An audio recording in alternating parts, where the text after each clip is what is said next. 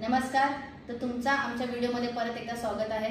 त्याच बरेच दिवसापासून जे प्रकरण चाललं आहे आपल्या आगरी समाजात अक्षताताई म्हात्रे, तर त्यांच्या प्रकरणामध्ये आपण सोशल मीडियातून तर न्याय मिळवण्यासाठी खूप प्रयत्न करतच आहोत. बट कायदेशीर लढा देणाऱ्या वकिलांपैकी एक वकील वीरा म्हात्रे ताई यांच्याशी आज आपण बोलूया. तर ताई नमस्कार. नमस्कार.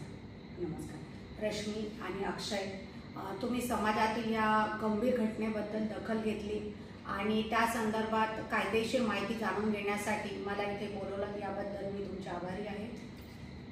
तर ताई, मला असं विचारायचं आहे की एक महिला म्हणून ज्यावेळेस ही घटना घडली, तुम्ही खूप जवळून बघितलं आहे, तर त्यावेळेस तुझी प्रतिक्रिया होती?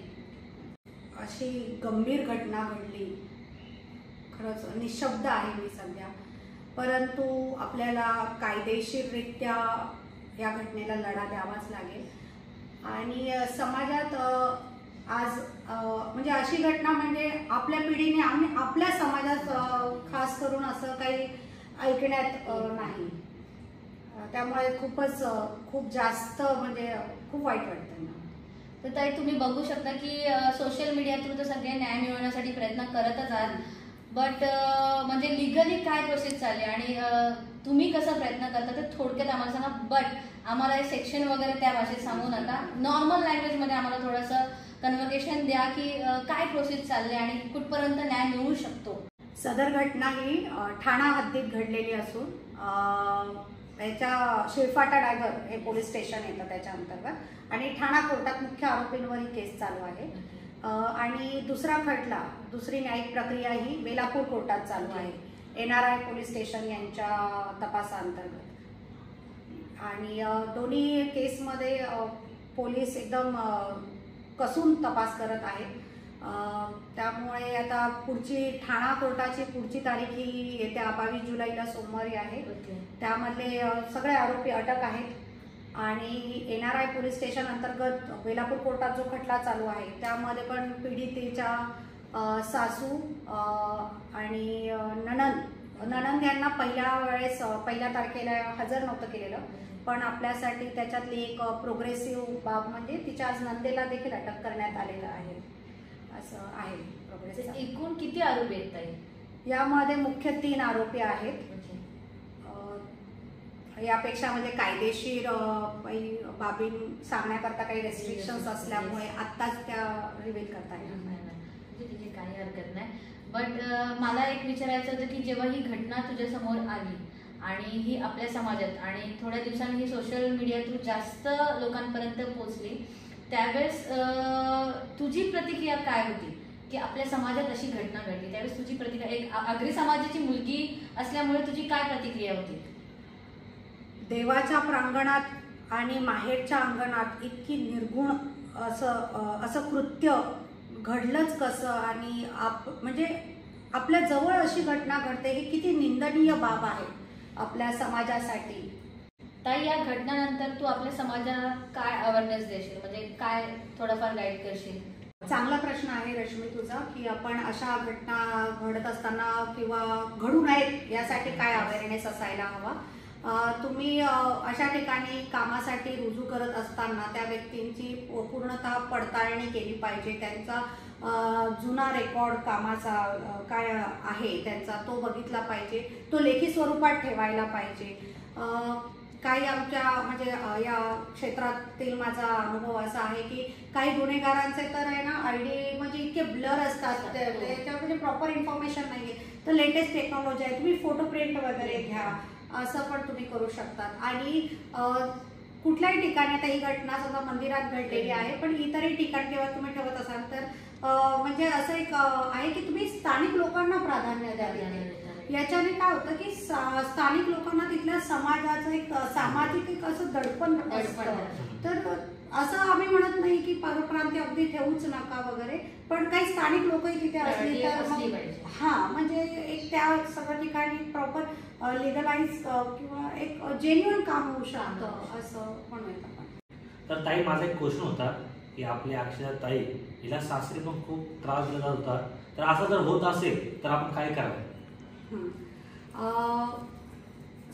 समाजातल्या अशा घटनांचं मी मुलींना, स्त्रियांना असं सांगेन की याचं दडपण घेऊ नका तुम्ही.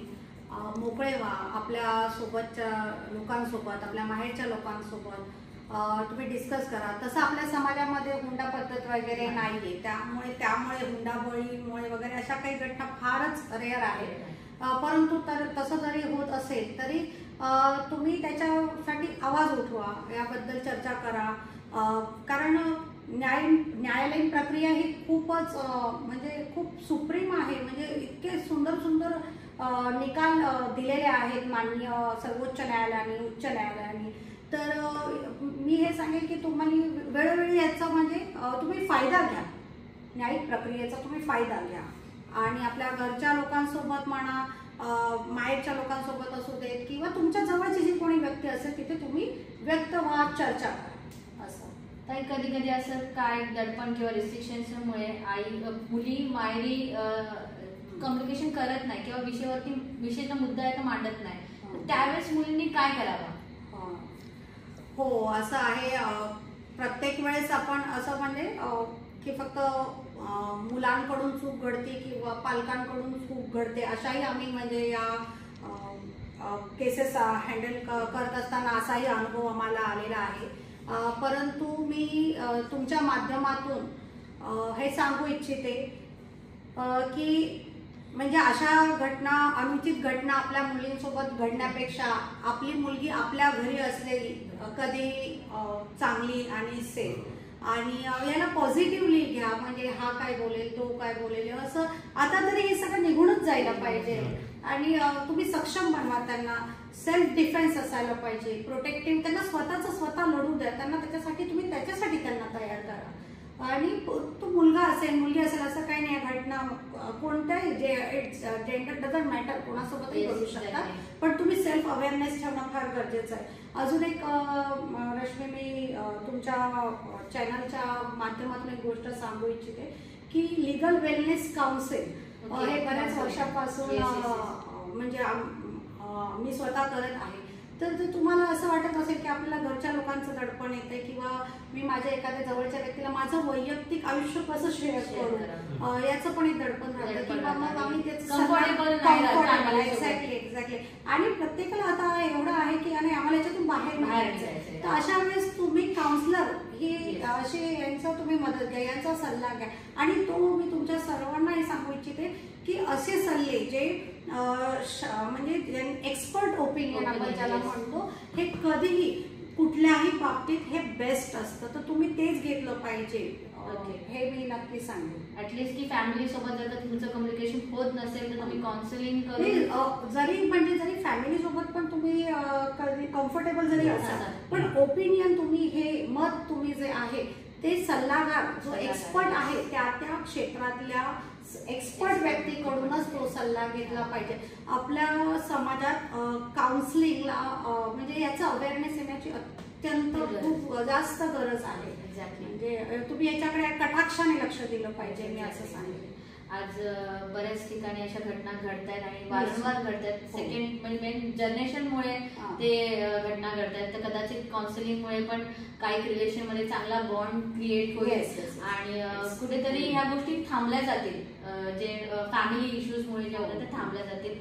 आणि रश्मी, असं पण मी सांगू इच्छिते की एवढ्या वर्षांच्या अनुभवात जेव्हा काउन्सिलिंग करत असताना अशा काही म्हणजे ते जेव्हा आमच्याकडे क्लायंट येतात ना, तेव्हा ते येताना असेच आलेले असतात की आता आम्हाला म्हणजे काहीच पॉझिटिव्ह, जसं तू म्हटली त्या बाबतीत मी हे उदाहरण देऊ इच्छिते की बस आम्हाला आता हे म्हणजे नाही करायचं, याच्यातून विभक्त व्हायचं आहे, आम्हाला हे कंटिन्यू नाही करायचं रिलेशन.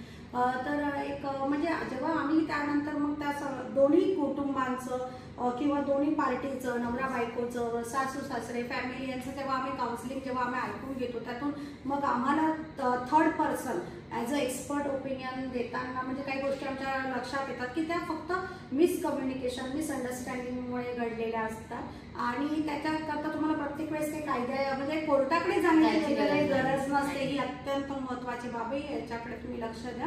आणि ती छानरित्या ती सुरळीत होतं, म्हणजे हळूहळू ती रिलेशन परत स्मूथ होतात आणि डिवोर्स वगैरे असं काही. आता कसं आहे माहिती का, बऱ्यापैकी लोकांचा असं समज आहे की भांडण म्हणजे ते कोर्टापर्यंत हा विषय आहे. यासाठी माध्यमातून मी लिगल वेलनेस काउन्सिल हा एक सुंदर म्हणजे कायदेशीर टर्म आहे.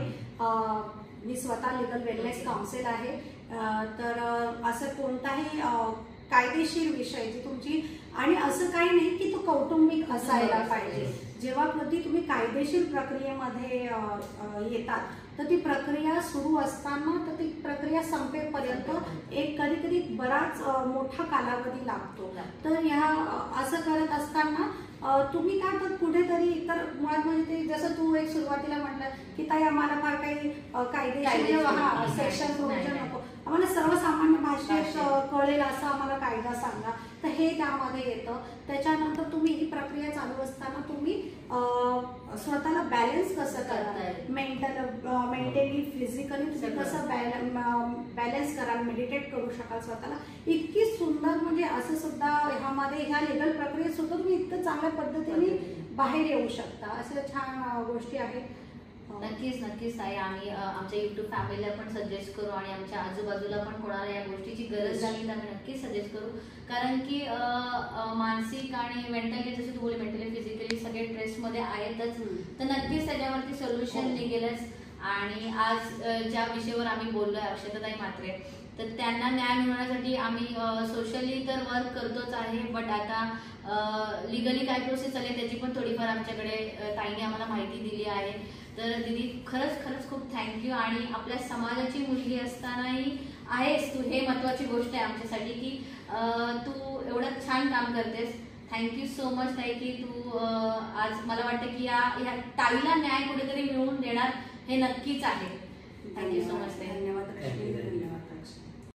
I, Advocate Veera, humbly request you to condemn the recent unfortunate incident on all social levels. The victim deserves justice, and it is imperative for us as a community of a good human beings to register a strong protest against this incident. By coming together, we can ensure that the perpetrator receives the maximum punishment and that justice is served to the victim's relatives. Lawyers from Navi Mumbai and Thane have actively participated in this matter and have made their presence felt in a court. As a responsible and empathetic individuals, I humbly urge all of us to unite and express our protest against this grievous incident. Thank you.